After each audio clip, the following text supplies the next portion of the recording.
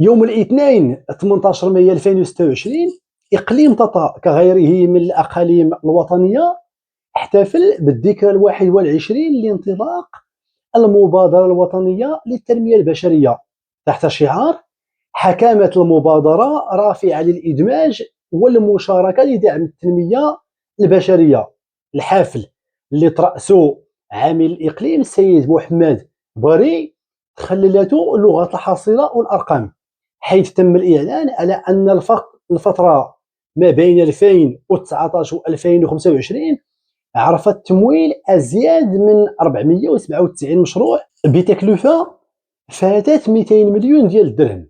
هنا كيطرح السؤال، واش هاد 200 مليون ديال الدرهم بانت الحكامة ديالها فعلا في المعيش اليومي ديال ساكنة إقليم ططا، وكيفاش نقدروا نتمنوا هاد الأرقام الكبيرة والجهود المبذولة. في نفس الوقت نكشفوا على الأزمات الصامتة اللي كيعانيو منها عدد كبير ديال الشباب وديال المقاولين ديال الإقليم. فين وصل الأعطار ديال هذا الورش الملكي؟ من باب الإنصاف والموضوعية لازم نتمنوا الأرقام والمجهودات اللي عرضها رئيس القسم العمل الاجتماعي ملي كنهضروا على 497 مشروع في ظرف 6 سنوات وضخ مالي من طرف المبادرة وصل ل 120 مليون ديال الدرهم. فهذا كيعني باللي كاين مجهود إداري وتمويلي مهم دار على مستوى العمالة وعلى مستوى اللجنة الإقليمية. هذه الدينامية نجحت في خلق نوع من الالتقائية بين الجماعات الترابية والمصالح الخارجية والمجتمع المدني، كما فتحت أوراش حقيقية في مجالات الهشاشة ودعم الرأسمال البشري وتمكين التعاونيات النسوية والمشاريع الشبابية. وهذا الشيء أمر إيجابي وكيبعد على التفاؤل وما يمكنش نذكروه. ولكن إلا كان هذا الزخم كاين، علاش باقي إقليم ططا كيتصدر العناوين بمستويات قياسية في الهجرة ديال الشباب نحو الحواضر الكبرى بحال أكادير، الدار البيضاء، طنجة، مراكش وحتى نحو الخارج؟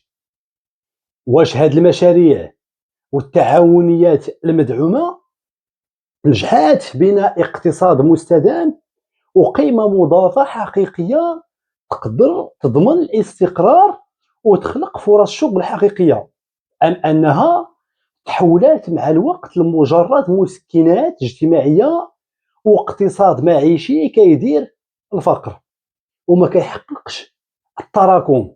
واش منظومة التتبع والتقييم كتشوف باللي أثر المشروع على حياة المواطنين كاين ولا غير كتحسب في عدد المشاريع الممولة؟ هنايا كنلقاو راسنا أمام واحد ملف جد جد كبير، وهو المصير المجهول للمقاولات المحلية الصغيرة والمتوسطة وعدد من المقاولات الإقليمية الفتية اللي تأسست بدعم وتشجيع من المبادرة الوطنية للتنمية البشرية نفسها، خاصة في صفوف الشباب حاملي المشاريع.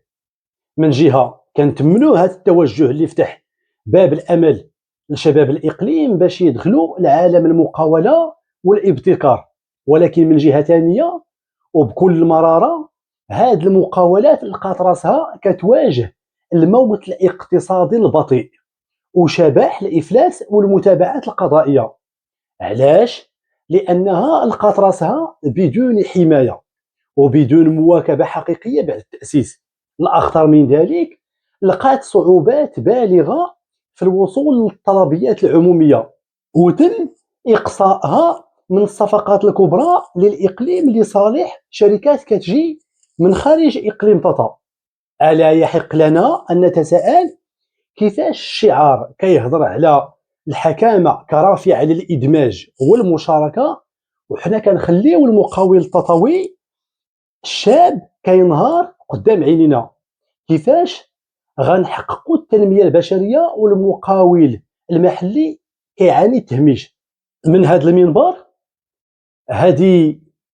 هذا نداء وهذه صرخة استغاثة تفرض تدخلا عاجلا وصارما من السيد عامل الإقليم السيد محمد بري، رئيس اللجنة الإقليمية لإنصاف هذه المقاولات المحلية الشبابية وتفعيل بند الأفضلية الإقليمية في الصفقات، وفتح حوار حقيقي لإنقاذ النسيج الاقتصادي المحلي قبل أن يتحول الشباب المقاول التطاوي من قاطرة للتنمية إلى ضحية للديون والإفلاس. الشعار ديال هذه السنة ركز على كلمات الحكامة، والحكامة في المفهوم الحديث ماشي هي شحال صرفنا من الفلوس، بل هي شنو الأثر الكيفي على حياة الناس.